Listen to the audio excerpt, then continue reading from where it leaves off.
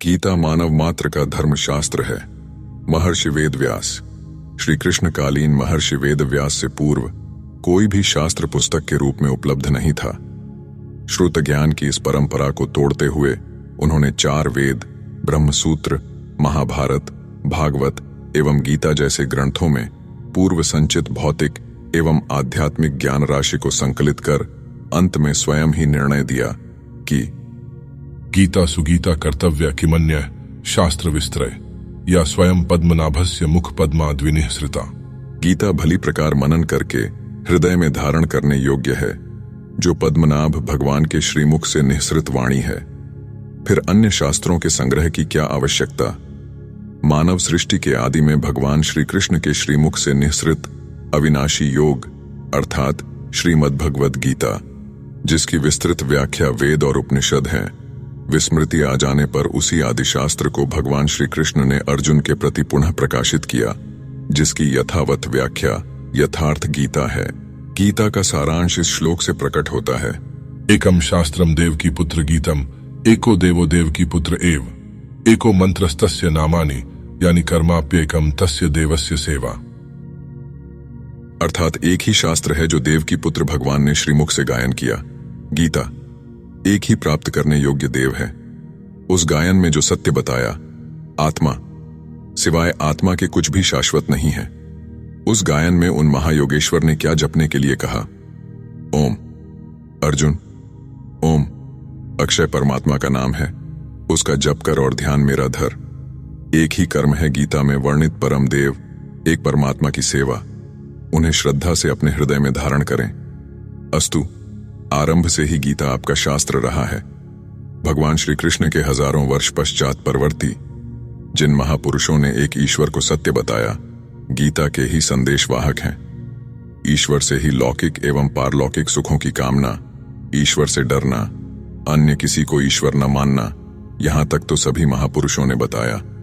किंतु ईश्वरीय साधना, ईश्वर तक की दूरी तय करना, यह केवल गीता में ही सांगोपांग क्रमबद्ध सुरक्षित है।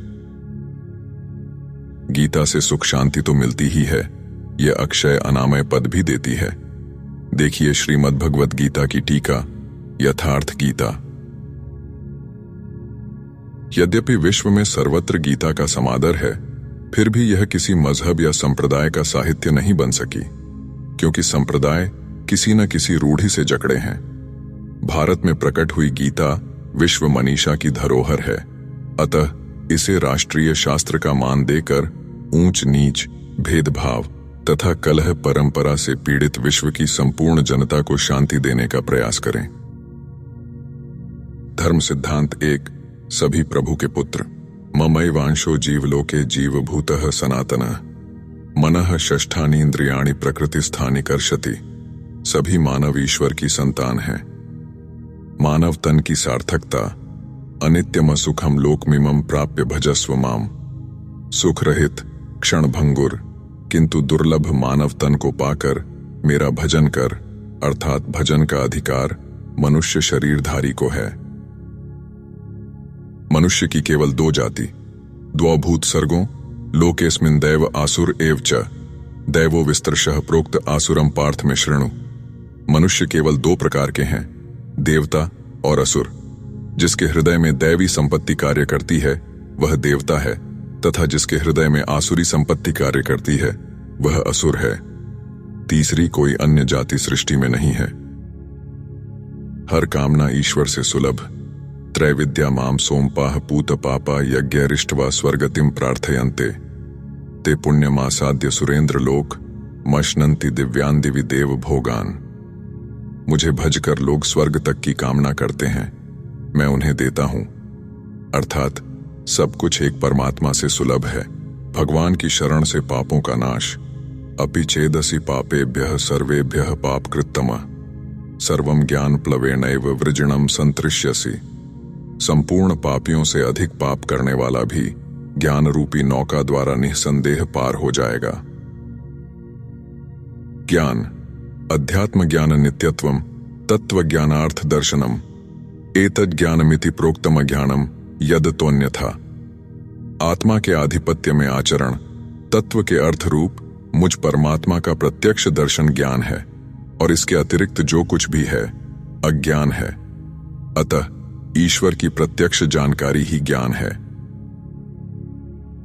भजन का अधिकार सबको, अपि चेत सुदुराचारो भजते माम नन्यभाक् साधुरेव स मंतव्यः सम्यक व्यवसितो हि सः क्षिप्रम भवति धर्मात्मा शश्वत शांतिम निगच्छति कौन्तेय प्रतिजानीहि न मे भक्तः प्रणश्यति। अत्यंत दुराचारी भी मेरा भजन करके शीघ्र ही धर्मात्मा हो जाता है एवं सदा रहने वाली शाश्वत शांति को प्राप्त कर लेता है। अतः धर्मात्मा वह है जो एक परमात्मा के प्रति समर्पित है और भजन करने का अधिकार दुराचारी तक को है। भगवत पथ में बीज का नाश नहीं, नेहाभिक्रमणाशो अस्ति प्रत्यवायो न विद्यते स्वल्पम प्यस्य धर्मस्य त्रायते महतो भयात्। इस आत्मदर्शन की क्रिया का स्वल्प आचरण भी जन्म मरण के महान भय से उद्धार करने वाला होता है। ईश्वर का निवास। ईश्वर सर्वभूतानां हृदयेषु तिष्ठति ब्राह्मण सर्वभूतानि यंत्रारूढ़ानि मायया। ईश्वर सभी भूत प्राणियों के हृदय में रहता है। तमेव शरणम गच्छ सर्वभावेन भारत तत्प्रसादात् पराम शांतिम स्थानम प्राप्स्यसि शाश्वतम। संपूर्ण भाव से उस एक परमात्मा की शरण में जाओ जिसकी कृपा से तू परम शांति शाश्वत परम धाम को प्राप्त होगा। यज्ञ। सर्वाणि इंद्रिय कर्माणि प्राण कर्माणि चापरे आत्म संयम योगाग्नो जुहवती ज्ञान दीपिते। संपूर्ण इंद्रियों के व्यापार को, मन की चेष्टाओं को ज्ञान से प्रकाशित हुई आत्मा में संयम रूपी योगाग्नि में हवन करते हैं। अपाने जुहवती प्राणम प्राणेपाणम तथा परे प्राणापान गतिरुद्ध्वा प्राणायाम परायणा। बहुत से योगी श्वास को प्रश्वास में हवन करते हैं और बहुत से प्रश्वास को श्वास में। इससे उन्नत अवस्था होने पर अन्य श्वास प्रश्वास की गति रोककर प्राणायाम परायण हो जाते हैं। इस प्रकार योग साधना की विधि विशेष का नाम यज्ञ है। उस यज्ञ को कार्य रूप देना कर्म है। कर्म एवं बहुविधा यज्ञावितता ब्रह्मणो मुख्य कर्म जान विद्धितान सर्वानेवं ज्ञात्वा विमोक्ष्यसे। इस प्रकार बहुत से यज्ञ जैसे श्वास का प्रश्वास में हवन, प्रश्वास का श्वास में हवन, श्वास प्रश्वास का निरोध कर प्राणायाम के परायण होना इत्यादि यज्ञ जिस आचरण से पूर्ण होता है उस आचरण का नाम कर्म है। कर्म माने आराधना, कर्म माने चिंतन, योग साधना पद्धति का नाम यज्ञ है। विकर्म क्या है? विकर्म का अर्थ विकल्प शून्य कर्म है। प्राप्ति के पश्चात महापुरुषों के कर्म विकल्प शून्य होते हैं। आत्मस्थित, आत्मतृप्त, आप्तकाम महापुरुषों को न तो कर्म करने से कोई लाभ है और न छोड़ने से कोई हानि ही है, फिर भी वे पीछे वालों के हित के लिए कर्म करते हैं। ऐसा कर्म विकल्प शून्य है, विशुद्ध है और यही कर्म विकर्म कहलाता है। यज्ञ करने का अधिकार। यज्ञ शिष्टामृत भुजो यान्ति ब्रह्म सनातनम नायम लोकोस्त्य यज्ञस्य कुतोन्यः कुरु सत्तम। यज्ञ न करने वालों को दोबारा मनुष्य शरीर भी नहीं मिलता, अर्थात यज्ञ करने का अधिकार उन सबको है जिन्हें मनुष्य शरीर मिला है। ईश्वर देखा जा सकता है। भक्त्या त्वनन्यया शक्य अहमेवं विधोर्जुन ज्ञातुम द्रष्टुम च तत्वेन प्रवेष्टुम च परंतप। अनन्य भक्ति के द्वारा मैं प्रत्यक्ष देखने, जानने तथा प्रवेश करने के लिए भी सुलभ हूं। आश्चर्यवत् पश्यति कश्चिदेन माश्चर्यवद् वदति तथैव चान्य। आश्चर्यवच्चैन मन्य शृणोति श्रुत्वाप्येनम वेद न चैव कश्चित्। इस अविनाशी आत्मा को कोई विरला ही आश्चर्य की तरह देखता है, आश्चर्य की ज्यों उपदेश करता है, और कोई विरला ही इसे आश्चर्य की ज्यों सुनता है, अर्थात यह प्रत्यक्ष दर्शन है। आत्मा ही सत्य है, सनातन है। अच्छेद्यो यम दाह्यो यम अक्लेद्यो शोष्य एव च नित्यः सर्वगतः स्थाणुरचलोयम सनातनः। यह आत्मा सर्वव्यापक, अचल, स्थिर रहने वाला और सनातन है। आत्मा ही सत्य है। विधाता और उससे उत्पन्न सृष्टि नश्वर है। आब्रह्म भुवना लोका पुनरावर्तिनो अर्जुन मामुपेत्य तु कौन्तेय पुनर्जन्म न विद्यते। ब्रह्मा और उससे निर्मित सृष्टि, देवता और दानव दुखों की खाणी, क्षणभंगुर और नश्वर हैं। देव पूजा कामैस्तैस्तैर्हत ज्ञानाः प्रपद्यन्ते देवता तम तम नियममास्थाय प्रकृत्या नियता स्वया। कामनाओं से जिनकी बुद्धि आक्रांत है, ऐसे मूढ़ बुद्धि ही परमात्मा के अतिरिक्त अन्य देवताओं की पूजा करते हैं। ये प्यन्य देवता भक्ता यजन्ते श्रद्धयान्विता तेपि मामेव कौन्तेय यजन्त्य विधिपूर्वकम। देवताओं को पूजने वाला मेरी ही पूजा करता है, किंतु वह पूजन अविधिपूर्वक है, इसलिए नष्ट हो जाता है। शास्त्र विधि का त्याग यजन्ते सात्विका देवान्यक्ष रक्षांसि राजसा प्रेतान भूत गणांश्चान्य यजन्ते तामसा जना।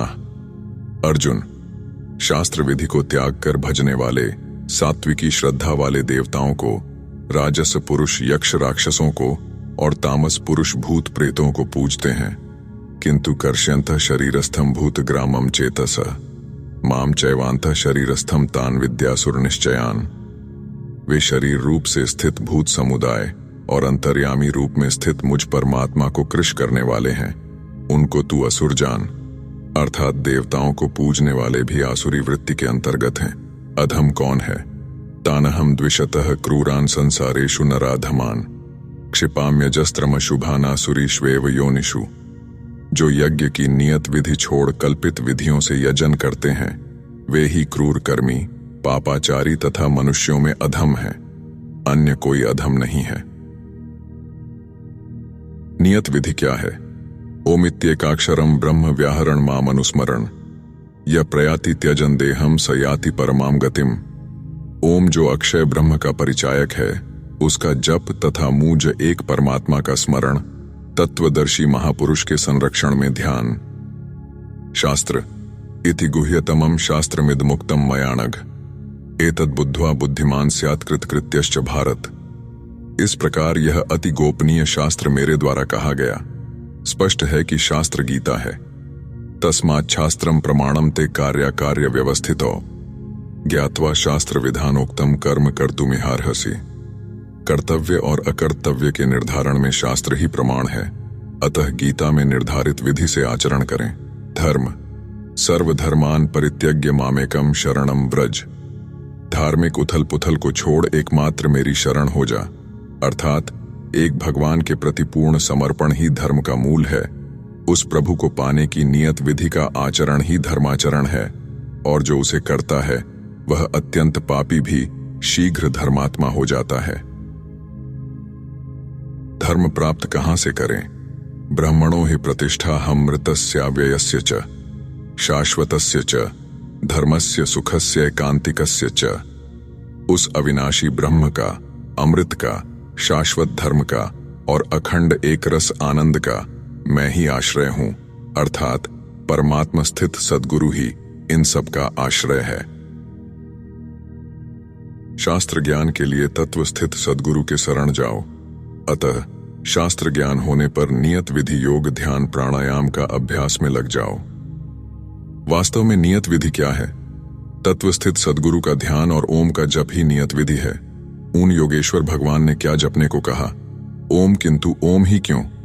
पातंजलि योग सूत्र कहता है तस्य वाचकः प्रणव, अर्थात उस ईश्वर का वाचक नाम प्रणव ओंकार ओम है। गीता 17वें अध्याय के 23वें श्लोक में है ओम, तत् और सत, ये तीनों उस परब्रह्म परमात्मा का निर्देश करते हैं, स्मृति दिलाते हैं। इसी ओम के द्वारा यज्ञ, वेद और ब्राह्मण रचे गए हैं। ओम इत्येकाक्षरम ब्रह्म ओम, इतना ही अक्षय ब्रह्म का परिचायक है। उस ईश्वर का नाम प्रणव है, क्योंकि प्राणों द्वारा ही उसका संचार है।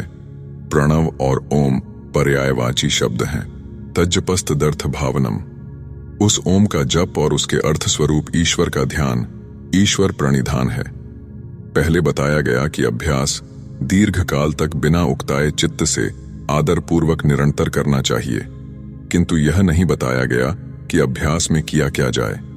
यहां महर्षि स्पष्ट करते हैं कि ओम का जप करें और उसके अर्थ स्वरूप उन परमेश्वर का ध्यान करें, उनके प्रति श्रद्धा स्थिर करें। किंतु ईश्वर को हमने देखा नहीं, तब चिंतन कैसे करें? पहले ध्यान श्रद्धा से ही होता है, क्रमशः ईश्वर ही बोध करा देता है कि सद्गुरु कौन है। ध्यान सद्गुरु का ही किया जाता है। सद्गुरु अव्यक्त ईश्वर स्वरूप हैं, मानव तन के आधार वाले हैं। गीता में योगेश्वर श्री कृष्ण कहते हैं कि मैं परम का स्पर्श करके परम भाव में स्थित हूं, किंतु हूं मनुष्य शरीर के आधार वाला। यही सद्गुरु का स्वरूप है। जब सद्गुरु का परिचय मिल जाएगा तब ध्यान और स्पष्ट हो जाएगा। अतः आप सभी को धन्यवाद। ओम शांति विश्वम।